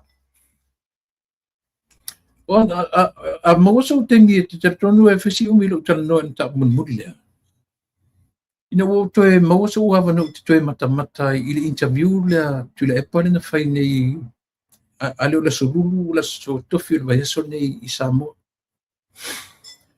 tau tino la va sailele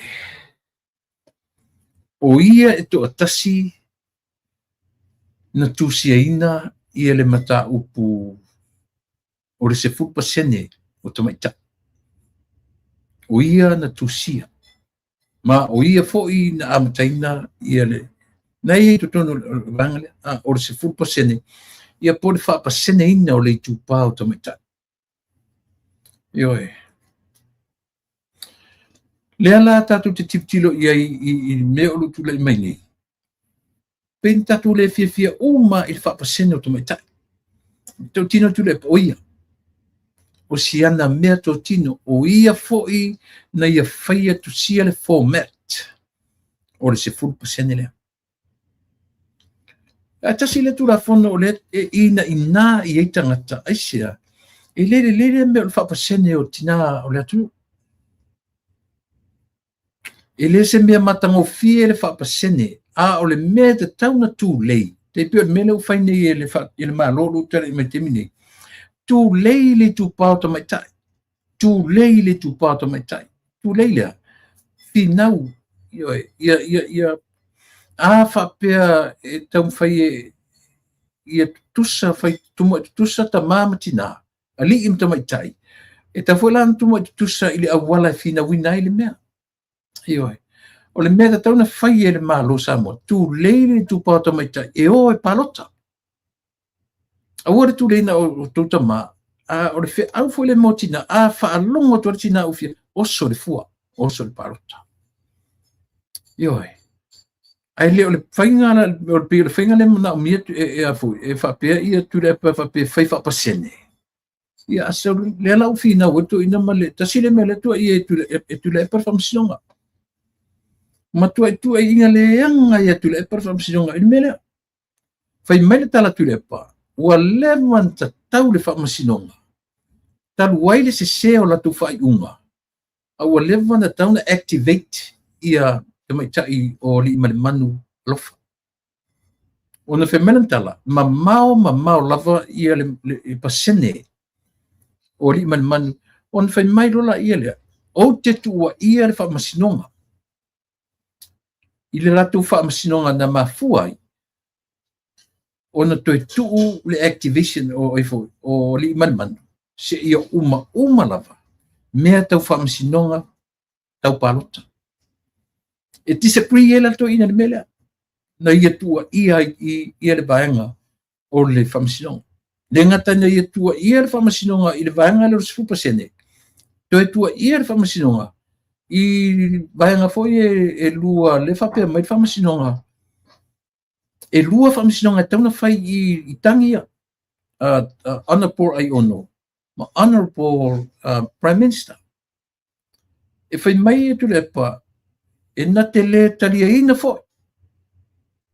Ia le talia le whamisinonga, e lua ni whamisinonga te tauna whai i tangia e moia. O lona te tonunga, lona mawhau tamai, e tasia le whamisinonga tauna whai. Ia. A tato fuala i Samoa, ua fia ni tua inga tua i to ina nei whamasinonga le. And yet, lewa mai e whamasino, whaalua na mai warnings. Ele tasi se warning. There were 2 warnings. Yo na advice ele whamasinonga. Awani e to ta ua le sofa palmia. Awani e to ta ua ai ono. Awani e to tala noa i lungo meta o keislia i lungo po fena fa. Yo. So me fo me to fair to about 2 or 3 days ago. Olala le mele fam tana me yata tu Samoa matua le ke la varto ina nei i fam sinonga Samoa. Na ia matua i ona le fia mai yo upu malo losi le whamasinonga. Talu ai. Ona ua le mawhaina activate loa ia le lato sui o le tamaitai o ali mani manu. Ali mani manu alofa. Ioi. So ele o mea umai e tamu whaitatu por kalame tala atu. Samoa ele mawhai ona nofo la por kalame. Au mata i mea. Ioi. Mai ua tatau ali i lau fionga i le li pare mia whapele o se mea tau oi mele. Ai tara noa e po ai department o le malo. Te ngai ma mea ia. Se o ki ngā maku kalinga au mai kula fonga whasa mai. Ale la vai fai. A whai le ki ngai kalinga o kou ia i kai whimkai ole. O ki ngā maku kalinga. Langa ese ame ki ngai maku kalinga. Langa le maku ke alo lofa ama ke a vatu. Ia o tolo whai mtai o la tunu. Ai a whaila e le ango i eila ko sila malau ko vai. na tupu la se le fia a kau fangi on sa yu ka ngaka ngi tam fai atu yo le ai le lainga fatasi le on sa ia yopu ma on sa i tato au mai lava fautuanga on sa yo Ili tala noa tātou ma le finagalo le atua le soifua ma le ona. Ioe. O le a le taimi o le mea patino na le atua i lana malaau ia te oi maa tātou. Ai a malaau mai la le atua o pe o pea mea ia whapene. Le a le tala tātou i whai. O le nā. Ioe. Le anga ki ngā i kalinga le mea le whapea. Ai anga o Ngisile fai mea, ai anga o Australia, ai anga o Amerika ba ia fiki ngā whatui le ngā ma. O ki ngā karinga o ka ngā kai whamkala o ia mea. O le mea o lo turi matai. La me tuai ina activate i mea tula fono. Pe a whape, ia whaingi mea o whaaluanga warning. Whaaluanga mai warnings. Pe ese lava lona whaamatala ina. O le warning o le warning. Aba i pe fai ma mesua malia ko inga lea. E fai ma nga mesua malia sa mo ai lea kungu ue. Ioe. Aisia, o mea i e whanau mai tai au. E le fo ina loa e sa moa le whawhitauri o toi ngā tangata nei e sili atu nisi tangata i le lumana i la tau te whaua mea. O lea, o le fau ma lo ai le ese fo. Na peirola le uportusi o le fai atu ai le usita ia e whaafua sei na ngau le ua aia e le se fofo ioe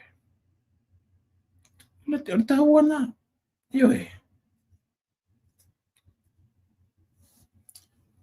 tau o le interview o le tasi o ino ui loa i le toi i mentality o toi ina lea tau te loa oe na leo a le toi ina mawhai mai.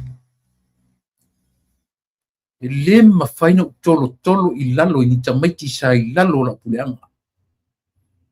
Le interview le mo meo fon whawai. Eoe.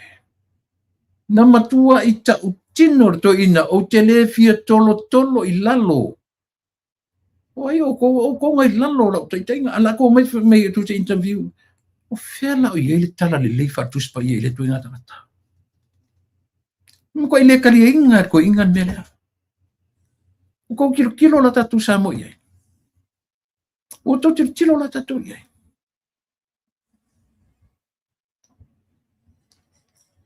E telo, e sao. O tatu o tangata ola.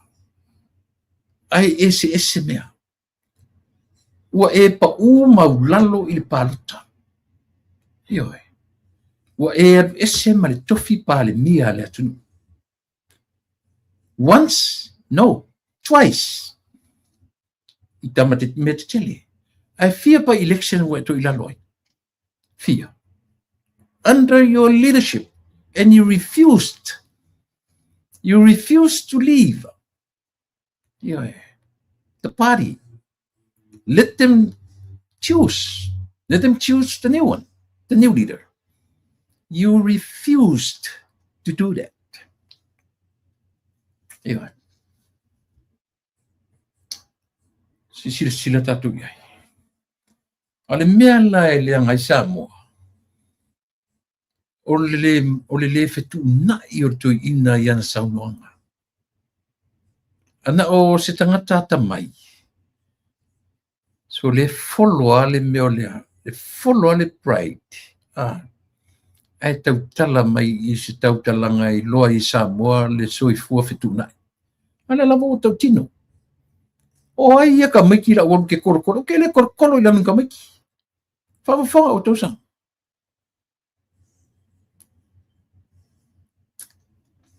O le mafuanga lea na whapea i Samoa. So se leader e mawalunga lan taitainga. E pa foi ia fuafanga wha le malo e lalo o se leader whapea lan taitainga. Le api pese whai mai na lioe. A tu te roa o tau taitai o isi malo. Vale fifia te inga tu le pa. Yo, ela tu e pi. He wanted to be, passy lana pi e whapena pi he's trying to pass around other people.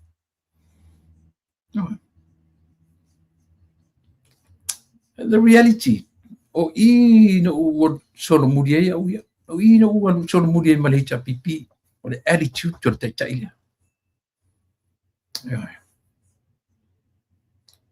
No. Ya le fai mai o le ali le sa leadinga ia le au fai interview o fon fa vai. Se vai meu no fon fa matala. O le le kol so mai ia tia tolo. No vinga no vinga so ma po to turi ana ia. Fa no vengo tala. O le le kai mele. Fa fian kol mai ia tia o mga miel fa tu ia na ma le fa pena. To fa fonga I sau no nga tangata fa so sili.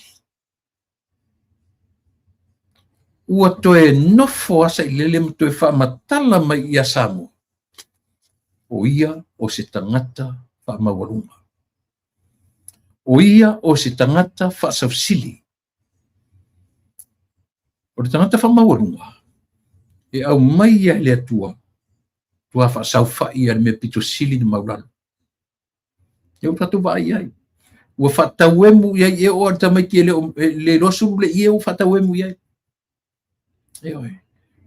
A o le results na o winga na whailonga na o tangata o whatu I lalo puina.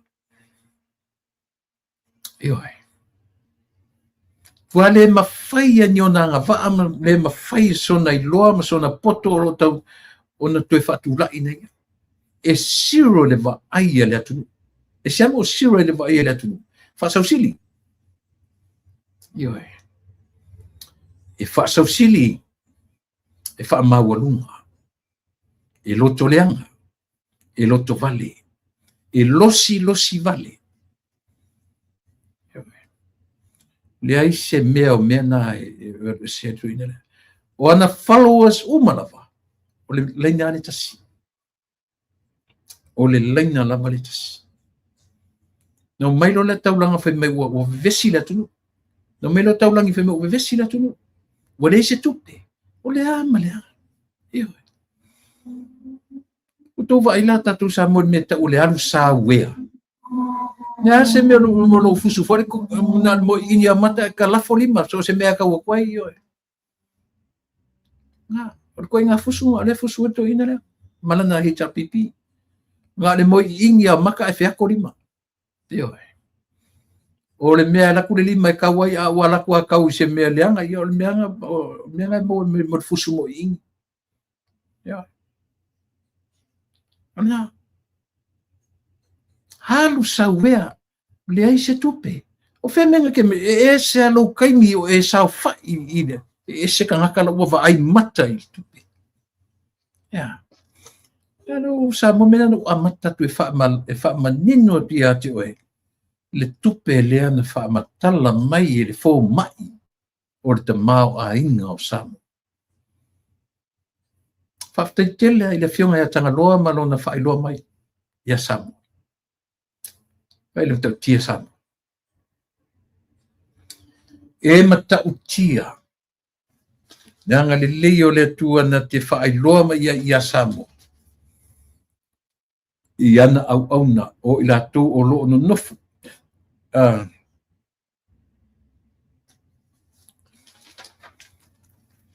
Ia. Vangana taurunga tuela po kalame Samoa ai le whamasinonga a Samoa to e silane ia tuila epa o lo lunga o penga te whailangi ma leu si ta ia o to contempt of court.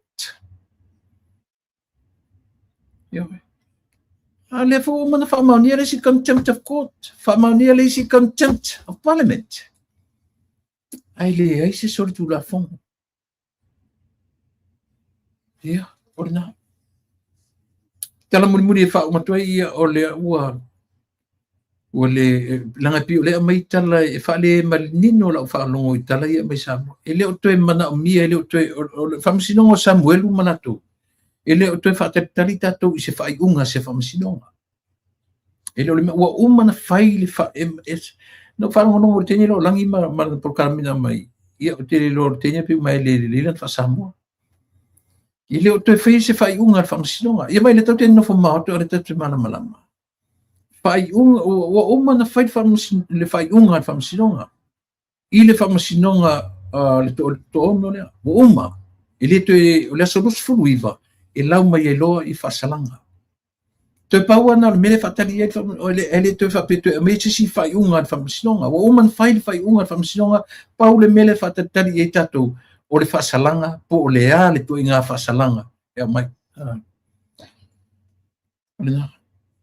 Samoa au tu fa fonga tu lo fai mai au fai news le Samoa o la solution mai lusu ono e por lusu riva o le afa a mai le fai unga famsinonga le ai e se ser tana na mai ile tu fa luan fai unga o uma na fai de fai unga uma le ua totally remove daily si to to la tu le ua remove this morianga at to isi morianga. So the only thing we're waiting for o fasalanga e to ina mai. Le ua mai le talia tar sanga te mai tar sanga mai New Zealand lungo le link. Le talia famsinonga ia ono tulanga safety. Ia ole na auto fa longo elena olangi o vanga umale mela to mod mau mesa mol upuna la tu te fa ngaina ole fa iunga le fa ya tu tatu por kala me ser upu ese ser upu lo fa nga ole upu e te tau ona fa nga o fa salanga ia umala por kala me umale tau tua mo o tau sa mo le ia fiafi e te mawani ia vanu te whamanuia tuaila Sautina ia autu i Samoa, New Zealand i le masiofo o le fionga i le au mamalu le malo ni atu le Sautina i lau masiofo i o wharitua o sui o le fono a tōwhia i o tū wharitua ia lau fionga le pāle mia ma lau wharitua whamani atu le Sautina o meni Sautina le sui pāle mia Amunia la Sautina o to fartua io e pena foi il tamaita i sui fon fitalai famnia tu ia le la Sautina tina ummo Samoa o le ali tu ai ngatina tina matua tina fiololo tina talabo o le tina la mortina ia portina no fto tasifo ua wala aule tua i ulo ainga ia po la to foi le ta ua tato o naitina se te ua ma fatu se tala naitina foi e fanau le fai poi popele e pe ona fai atu original lava original famani atu le Sautina i matou nei tutuila manua Amerika famani le Sautina tai au ia te uto uma tina ia ona fapeatuele ma le tatou auaunaga tatou feilua i le vai e sofou pe apule alofa le atua e momoli i ai lo soifua ma lou ola e mo terminate o lautou ona masani tuila epa faafetai li o suʻa soifua ia